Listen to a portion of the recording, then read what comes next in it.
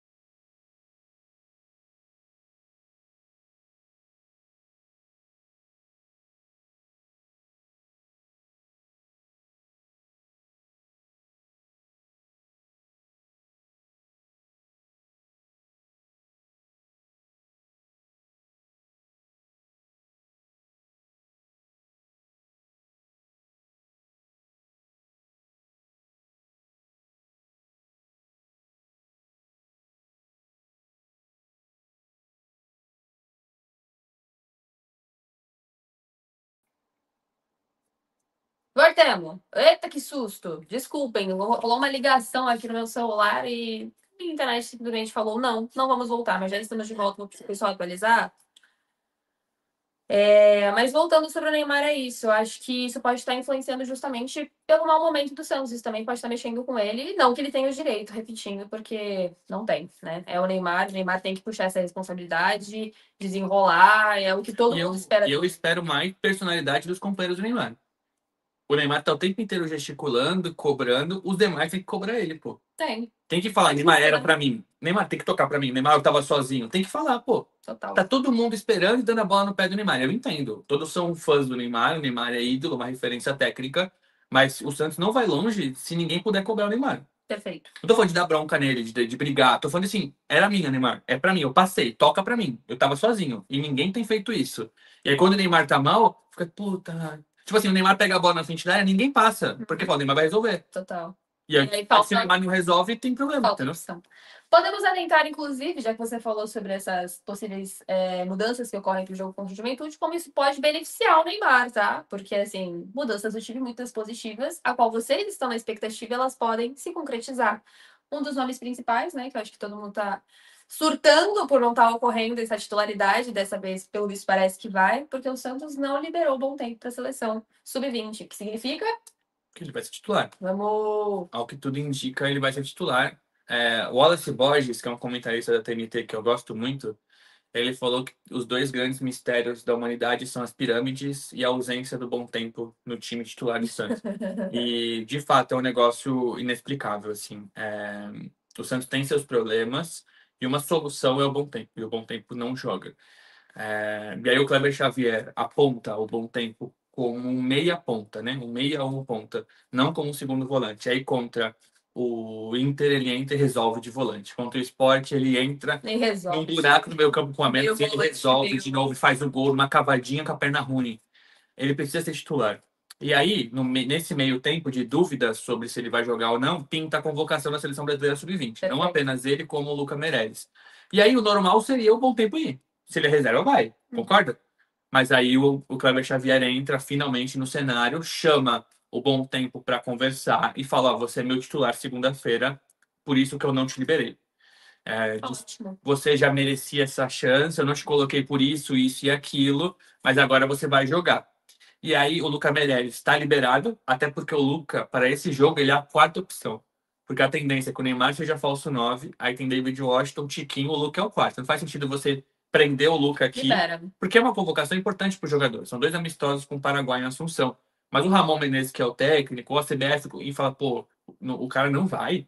Faz uma força e vem. Tipo, pode pegar mal de alguma forma. O bom tempo é justificável para a CBF, porque ele vai ser titular segunda-feira, que é o dia da apresentação. Sim. Mas o Luca não ir seria algo que poderia causar um problema para o jogador. Então o Luca é liberado e o bom tempo não. Nesse contexto, o Wagner Federico, que é um colega aqui do YouTube, ele ontem publicou uma provável escalação do Santos para esse jogo. Nós fomos atrás e ouvimos que o Kleber não esboçou time. O Santos se reapresentou na terça num treino regenerativo. Uhum. Hoje, quarta, o Santos está treinando nesse momento, não dá para saber. Mas a programação é de um treino mais Pegar. simples, físico e tal, sem esboço. O esboço de verdade deve ser na quinta. O Wagner Federico pode ter apurado uma projeção da comissão. Às vezes a comissão técnica se reúne na representação, chama o departamento médico, chama os dirigentes, chama o Bom Tempo, sei lá, e fala: Bom Tempo, você vai ser titular. Mike, você vai ser titular. E aí, quem tá lá no CT junta as peças e pode passar para a imprensa, né? As fontes ajudam a gente nesse caso. Então, eu não estou aqui duvidando da apuração do Wagner. Mas o Wagner trouxe que, mesmo sem esboçar time, o Kleber Xavier pensa no Santos contra o Juventude, com o Brasão no gol, a estreia do Mike, isso é muito provável, não faz nem sentido não jogar. Basso, Lô Pérez e Souza. João Schmidt, Zé Rafael. O Bom Tempo na ponta direita, Roleiser, Guilherme e o Neymar de falso 9. O Mike veio pronto do Palmeiras. O Guilherme está em fase final de recuperação de uma lesão corto-contusa no tornozelo. Uma lesão que ele sofreu um ferimento, Corte. um corte e machucou dentro. Então, para poder tratar dessa torção, tinha que tratar primeiro do ferimento. Mas ele está bem. Não foi a campo ainda, mas ele deve ficar à disposição. O Arão ainda é dúvida. O prazo era uma semana e o Santos informou o incômodo na panturrilha na sexta-feira. Então ele deve voltar até o final dessa semana, treinar no final de semana para jogar contra o Juventude. A tendência é que o Arão seja reserva, a não ser que ele volte voando. que o Mike comece, que o Guilherme volte como titular, e a informação do Wagner é que o Bom Tempo seria a ponta pro Schmidt.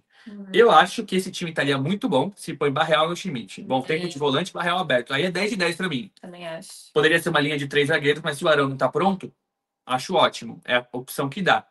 O Juventude não ganha de ninguém fora de casa. O Juventude vem com 10 caras pra marcar. Dá pra jogar com o Zé e Bom Tempo. Não precisa do Schmidt. Mas Eu acho que a volta do Zé Rafael até aprimora um pouco o futebol do Schmidt, mas existe a opção melhor de Bom Tempo pelo meio, que foi o que ele já fez. Ele já tinha visto. foi Zé Rafael e Schmidt contra o Inter, não foi? Não, o Zé tava no banco. Foi em conta. Não, contra o Sport. Contra o Inter foi Zé e Foi Schmidt. Zé e Schmidt? Foi mal.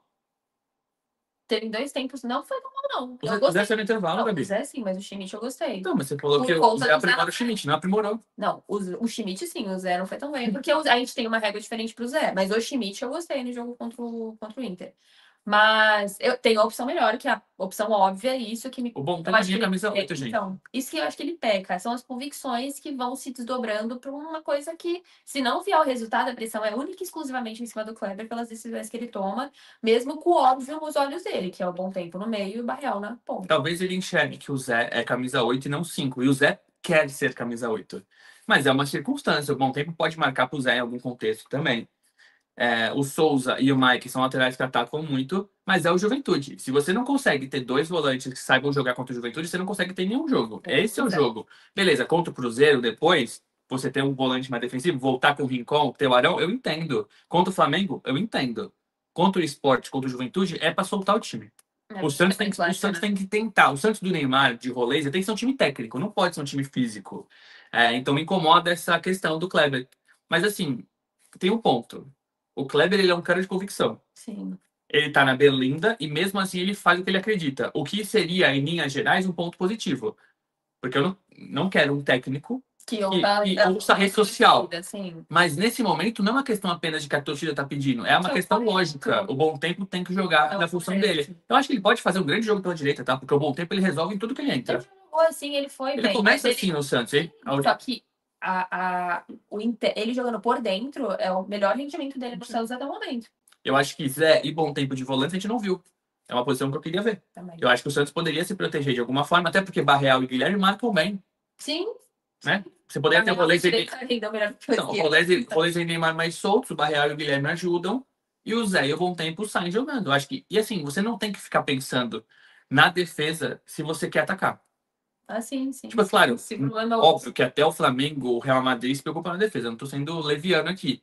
Mas se a tua grande preocupação é atacar, e se você acha que você vai ter 70, 80% de posse de bola contra o Juventude, você não precisa pensar, tipo, não, vou pôr o Schmidt. Não, tua preocupação tem que ser, como que eu ponho Bom Tempo e Zé juntos? Como eu faço essa bola chegar no ataque com mais facilidade? Como eu vou marcar melhor o Juventude no Morumbi? E aí eu acho que o Kleber escalar o Schmidt é uma questão que Morumbi, sei lá, 35 mil pessoas, 40 mil pessoas, telão, João Schmidt, você traz uma energia, um negócio que já, na véspera, já não é legal.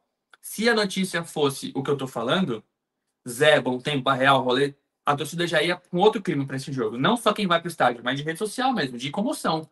Eu acho que o Kleber ele deveria pesar não apenas essa popularidade dele, mas também o que o campo tá pedindo. Se durante o jogo tá sentindo que o time não tá legal, que tá tomando muito contra-ataque, aí você troca, põe o Schmidt ou põe o Arão, chega na coletiva e fala, pô, gente, viu, vocês pediram, Zé, e não deu certo. Tu não acha? Então, eu ia falar, você não acha que ele guarda peças, que era a forma que eu encarava quando eu via o Bom Tempo sendo reserva quando o Zé Rafael chegou? Tu acha que ele encara isso como ter também essa carta na manga de boas peças para o segundo tempo, caso não consiga restar no primeiro? Não, é convicção no trabalho. Ele entende que o Bom Tempo não é segundo volante. Sendo que ele usou isso contra o Sport. O Sport não perdeu contra o Inter. Mas usou no contexto específico do jogo. Ele não usa para começar. Ele nunca usou para começar. Isso pra mim é maluco, porque foi um dos Ele nunca usou para começar, então ele entende que é isso. Não dá para entender, né? Bom, passando por time é isso. Acho que temos boas expectativas, pelo menos, para mudanças para esse jogo contra o Juventude. Muito obrigada pelo carinho, tá? Vocês seguem aqui conosco, mas depois da nossa oscilada aqui, Rapidex, vocês já voltaram, obrigado. Passando novamente pela enquete, porque aumentaram os votos, mas não mudou tanto assim o resultado, então tá mais unânime, com mais votos aqui, ó, 458 votos, e ainda é justo, não brilhou ainda, por o Kleber estar pressionado, ainda está com 87%, tá? Obrigada a todo mundo que votou. Já peço e reforço o like. Chegamos a 300 likes. Eu acho que a gente pode chegar a 400, tá? Você que tá aí de segunda tela, corre aqui pro YouTube, só deixa o like rapidão, tá? Pro YouTube entregar mais nosso canal, nossa live de quarta às 4, para mais pessoas que querem saber mais de Santos por 1 hora inteira. Que coisa linda de meu Deus, né? Obrigada também ao Juvenal que falou sensacional. Parabéns pelo trabalho, canal. Muito obrigada, querido. Bem-vindo. Temos pouco tempo. Vamos correr? Correr como sempre. Então vamos correr. Mercado da bola. Então, o Santos contratou 4 jogadores, certo? Certo. Acabou de atualizar o Mike, então não temos nem mais asteriscos. Igor Vinícius, Mike, resolveu a lateral direita. Willian Arão, volante, Cabalheiro, ponta. Perfeito. O que o Santos busca agora? Efetivamente busca um zagueiro. O Santos tentou nos últimos dias o William Rocha, do CSKA.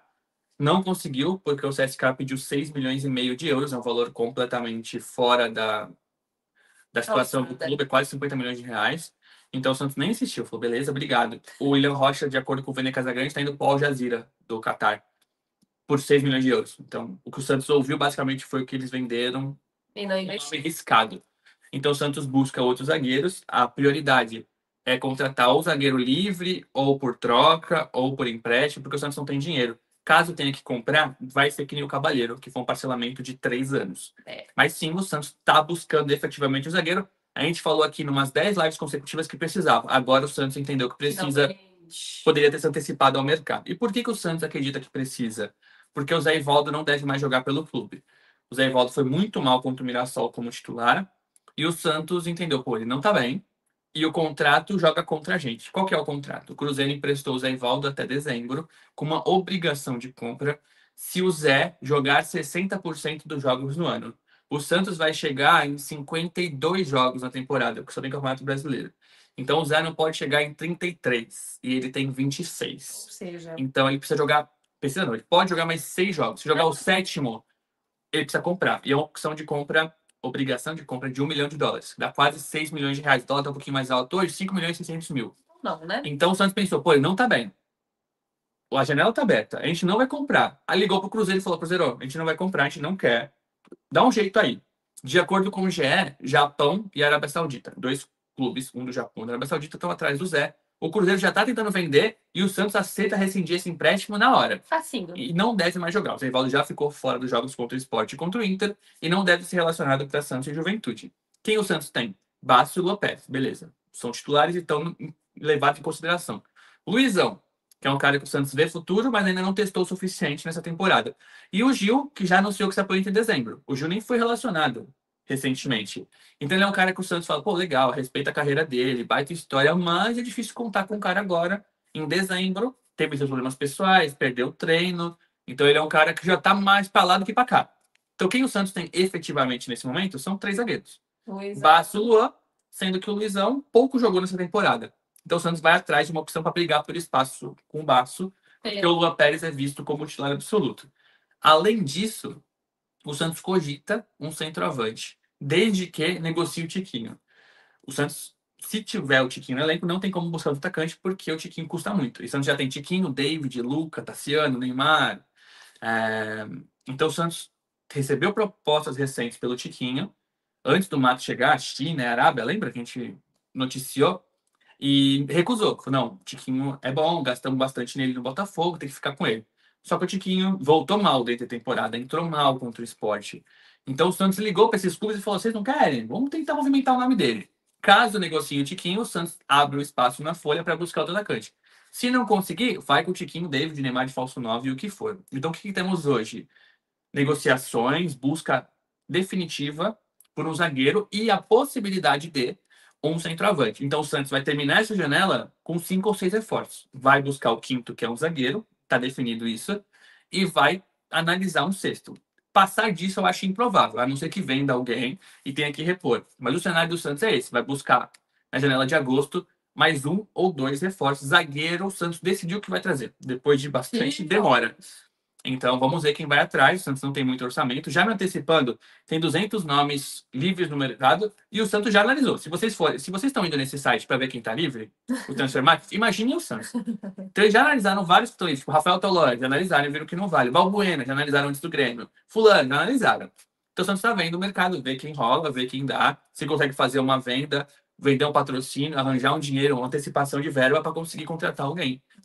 Mas a realidade financeira do Santos não é nada legal. Então isso impede. E o Santos já tá no meio da janela, né? Então, quem tinha que se movimentar, se movimentou. O Santos tá meio que com passarinho, já bebeu água limpa faz tempo. O Santos vai beber um pouco da suja.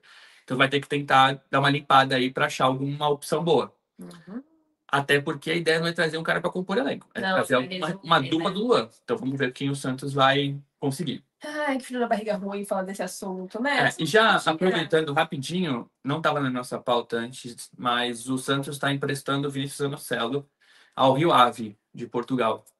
O Zanocelo volta do Estoril, depois de fazer boas temporadas por lá. O Santos espera vendê-lo por coisa de 16 milhões de reais. Estipula esse valor, ele quase vai para o Panathinaikos, substituirão, quase vai para o clube turco, não dá certo, volta ao Santos, treina separado. E aí, na semana passada, avançou muito o Rio Ave, a ponto do Zanocelo parar de treinar. E a família foi para Portugal. Tipo assim, tá resolvido. Só que desde sexta tá faltando um documento do Rio Ave para encerrar. Não sei ao certo o que aconteceu, se o Rio Ave deu para trás. Quem eu ouvi disse que não. Então falta burocracia para ele ser emprestado com obrigação de compra. Não vai ser venda, vai ser empréstimo com obrigação. E aí eu perguntei, aqueles 16 milhões de reais, vai ser o valor da obrigação? Me responderam, por aí. Então, o Zanocelo é um problema, entre aspas, a menos, porque ela está separado, é um cara que tem um salário considerável e que o Santos consegue emprestar. Já emprestou o Natan, emprestou o Ed Carlos, então vai limpando um pouco o elenco nesse momento. Boa. Aí, aproveitando, vai, lança. O Ian, a gente falou na live passada, que ele pediu rescisão. O Santos recusou a rescisão e orientou ele a ser emprestado. Só que o Santos atingiu o limite de empréstimos na CBF. Então o Santos vai ter que rescindir ou cancelar empréstimo para abrir vaga pro empréstimo do Ian. Então, o Santos é muito Santos. O Santos tem muito jogador entulhado aí, que subiu, que não jogou e vai emprestando e atingiu esse limite. Então, o cenário hoje é do Ian sem espaço e que arranjou um problema, tem pedindo a rescisão que não veio e que não pode ser emprestado nesse momento. O Kevin Maltos, por exemplo, voltou do Cianorte, que eu nem lembrava que ele existia. Aí eu falei pro Santos, mas a vaga do Kevin Maltos. Mas eu não quero o Kevin. Então, o Ian eu quero, então vamos emprestar o Kevin. Então. E aí o Santos falou, e eu falei, e a rescisão do Kevin? Não, eu falei, pô, tu vai pegar o contrato que tá pagar teu salário, é uma grana que eu não tenho, então eu vou emprestar de novo. E aí o Santos ficou nessa que tá meio preso para negociar o Ian. É o cenário. Tinha lista de empréstimo. Tem. Caramba. Desculpa pela tosse, gente. Tô me segurando muito. Acontece. Vamos finalizar a live.